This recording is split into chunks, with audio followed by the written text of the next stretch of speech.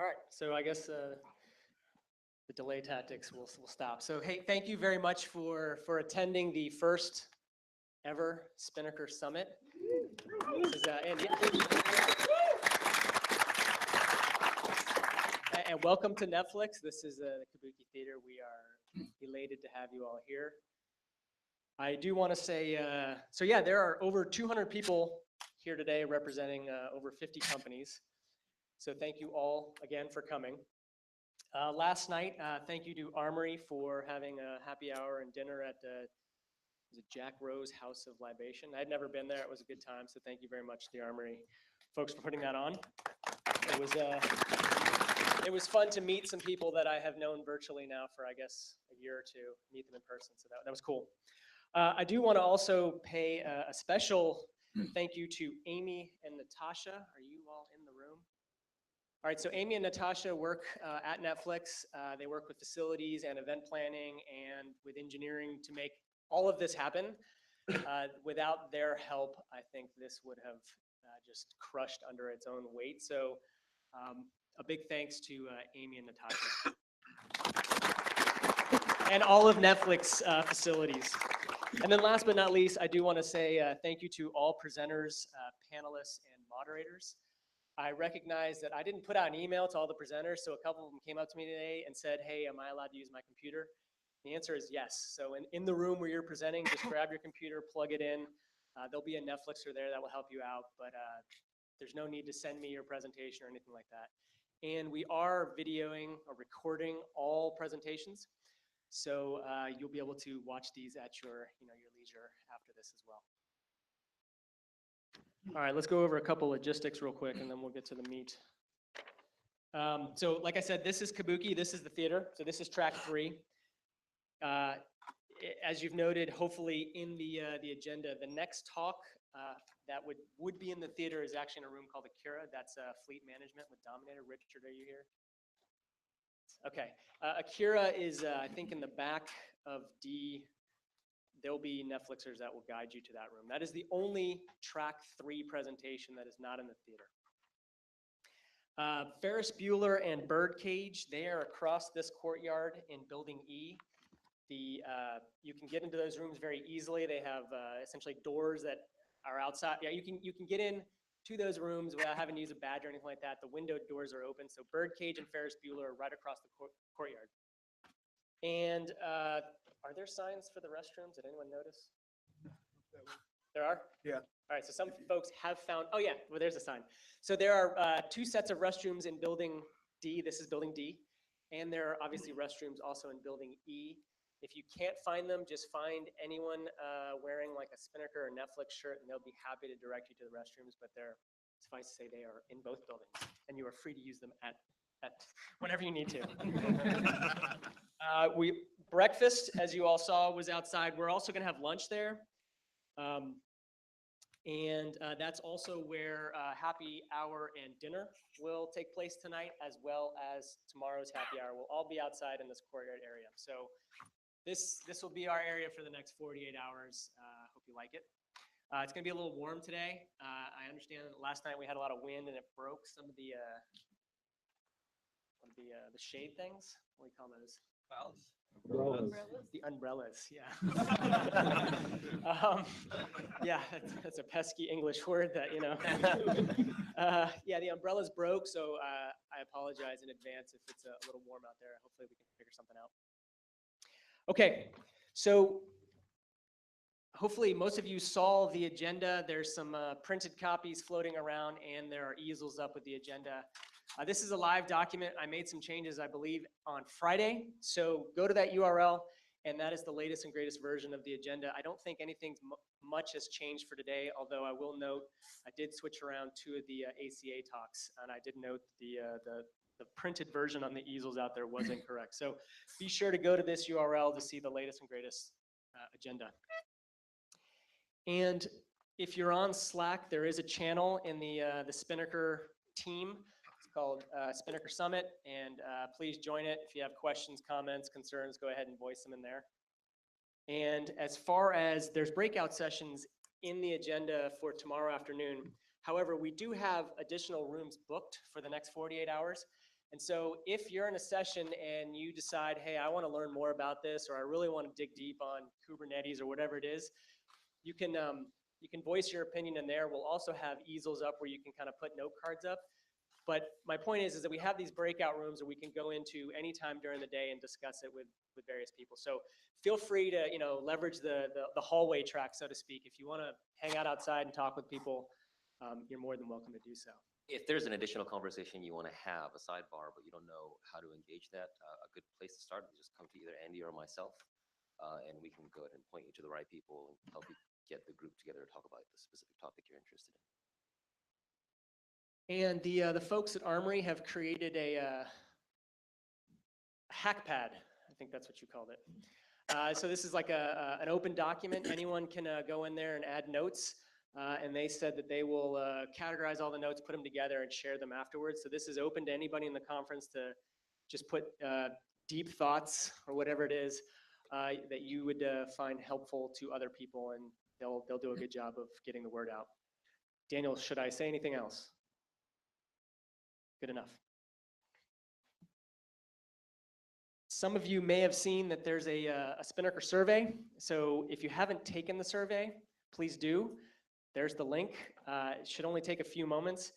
That survey has been amazingly insightful to us.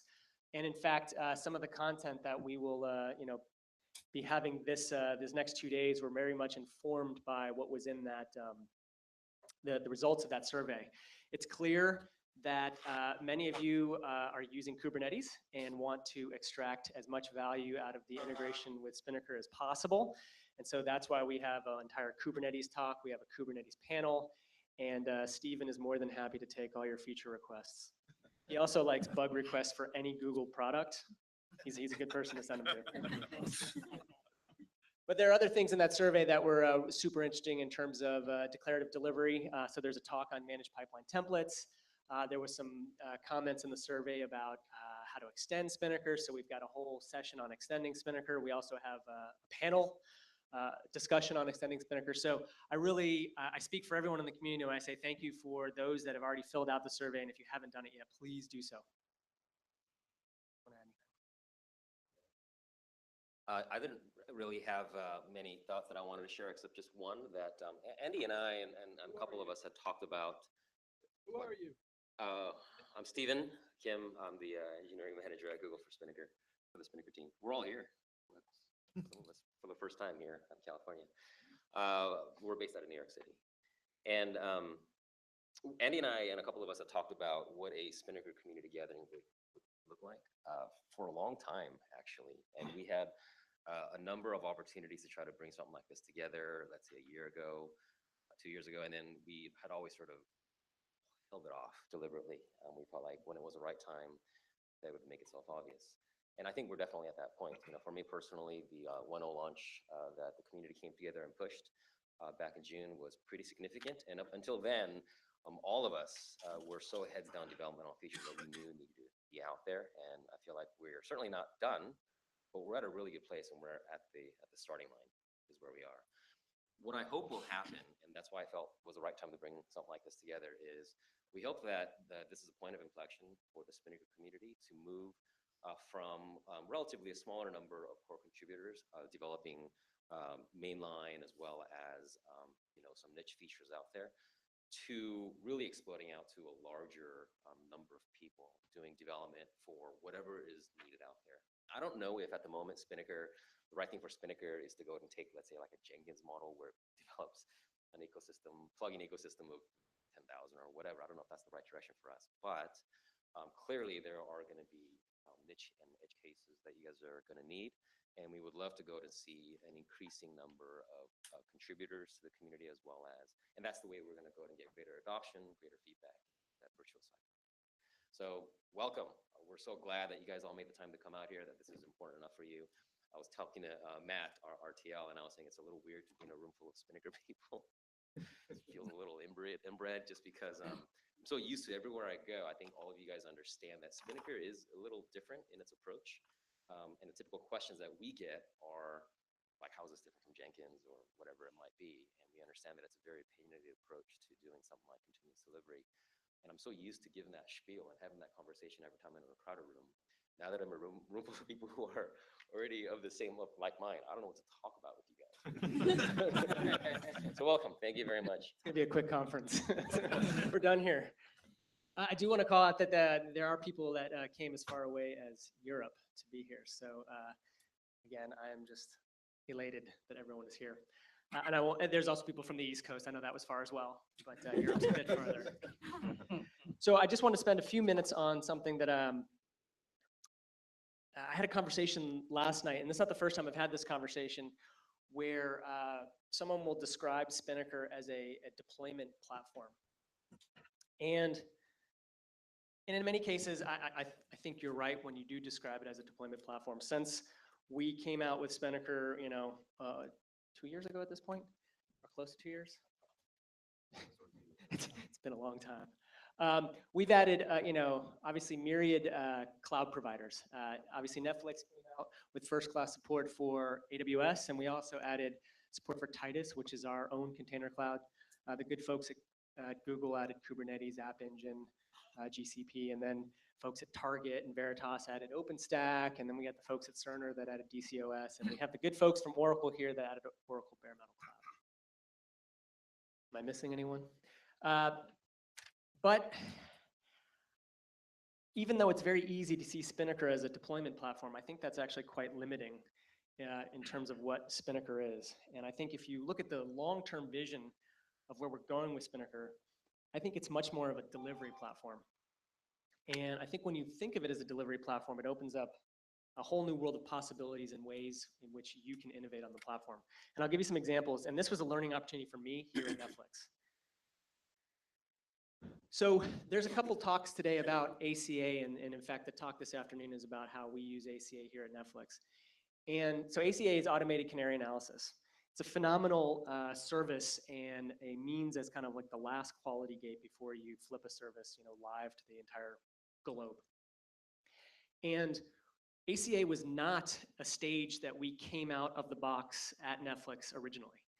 So we came out with a series of stages, and we had application teams come on board to Spinnaker, and a number of them kept asking us for like, when are you going to have native ACA support as a stage? And we finally, we correctly prioritized it, and we added ACA. And once we added ACA as a stage, as a part of your delivery process, it was kind of like the dominoes fell, and a number of high-speed teams just jumped onto Spinnaker. But there was one other team that actually began to use Spinnaker that I had no idea was even on the the horizon of even. I didn't even know they knew Spinnaker existed. So it turns out that a large portion of the Netflix product is downloaded from a CDN. So if you fire up Netflix on your browser or your Xbox or something like that, a portion of that app is downloaded from a CDN. And those teams now leverage Spinnaker. And they don't even have first-class support for copying a file to CDNs. But the reason why they jumped onto Spinnaker is because we had native ACA support. And so just that's delivery. One example of them saying, hey, here's the power of delivery. I don't really care about the deployment part. That's just a file copy to a CDN. But the ability to say, hey, I want to have 10% of traffic hit, Firefox, latest version of, the Netflix product, and then roll it out to 100% after some portion of time and the ACA service telling everything's okay. That's a really powerful construct. So that was one eye-opening experience for me. Shortly after we introduced ACA, the good folks in the platform team here at Netflix came to us and said, hey, why don't you add the ability to create pipelines to affect fast properties? So fast properties are a service here at Netflix. Think of it as runtime properties. You can set some value, let's say to true, and your app doesn't have to get restarted or redeployed. The app just picks up the value and changes things. You can imagine this is a very, very interesting, very, very important service here at Netflix, and I imagine every large enterprise has a similar service. This is how we flip content live, when I suspect something will go live this week, some awesome show, and someone will change a fast property and the whole world will get, whatever, season 5 of House of Cards or something like that. And when they first proposed using pipelines to affect these fast properties, me and other people on the team were like, wow, that's kind of crazy. There's no deployment part about that. I don't understand why we do this. after some discussions, it made total sense that, again, this is delivery. The orchestration of taking a property, instead of rolling it out to the entire globe at once, you could roll it out with a small scope and slowly increase the scope using pipelines. And so now fast property pipelines are a first-class citizen in Spinnaker here at Netflix. And again, that was an eye-opening experience for me because you don't deploy these fast properties, you just kind of affect them and they magically appear. That's, again, delivery. And finally, in discussing with various teams about how they leverage how they leverage Spinnaker, I ended up talking with a team that uses Spinnaker to essentially validate library dependencies, either their own or other people's dependencies. And so they have pipelines to essentially do deployments to say, hey, does our library break any of our downstream dependencies or upstream? And then do any of our dependencies break us? And that was an eye-opening experience for me because I had no idea people would use Spinnaker for that. And so ACA and the corresponding application of device teams using Spinnaker, fast properties, and library owners helped me realize that Spinnaker is a delivery platform. And in fact, once you start thinking of it that way, you realize that there's a ton of innovation to be had there. So we can keep adding cloud providers. Those are very important, don't get me wrong. But I think where the real innovation comes is when you think about the stages that lead up to a deployment. And so at Netflix, we have 3 stages that aren't open source at this point, although we'll talk more about ACA because that's coming. But we also have a stage called Byway, which allows us to do some very specific testing within production, or actually any environment. And then we have another stage called CHAP, which is our chaos application platform. And these are custom stages that we've built in the Spinnaker ecosystem that are Netflix only, unless these corresponding services open source themselves. But it's easy to do, and you can do it at your company. And one thing, the whole point of this conference is us to get together and understand how we're using Spinnaker and learn from each other. Because when we innovate, when Google innovates, when you innovate, we all win. Regardless if it's open sourced or not, invariably, if you're going to create a custom stage, you're going to ask questions, you're going to maybe write some documentation, you might create some issues, but whatever you do, it's a win for everybody else in that you're going to make it easier for the next person to add a custom stage or a new cloud provider or layer something on top of Spinnaker. And so I really do think it's a win-win. When you innovate, we all win. When we innovate, we all win. Everyone wins when we innovate. With that, do you have anything you want to add? All right. Do you want to say anything about the sort of the general? Yeah, that's a great point. So if you look at the agenda, we do have breakout. We have breakout sessions kind of in the actual agenda for Tuesday. I think I did talk a little about this, but we do have 2 rooms available, and I will make it known what those rooms are. I figured it would be kind of hard to do them right now because we're all getting to know each other. But at any point, if you want to have a discussion about like some of the stuff I just showed you there, either put it in the Slack channel, or there'll be easels up. You can put a little note card and say, hey, I want to learn more about CHAP, or I want to understand how Netflix does Byway or something like that. And we can go to one of these rooms and we can talk it through. The Netflix folks are happy to demo anything we're doing here, and I hope same with anyone else here. If you can demo what you're doing with Spinnaker, that'd be great. Is that enough information? Anyone have any questions? Concerns?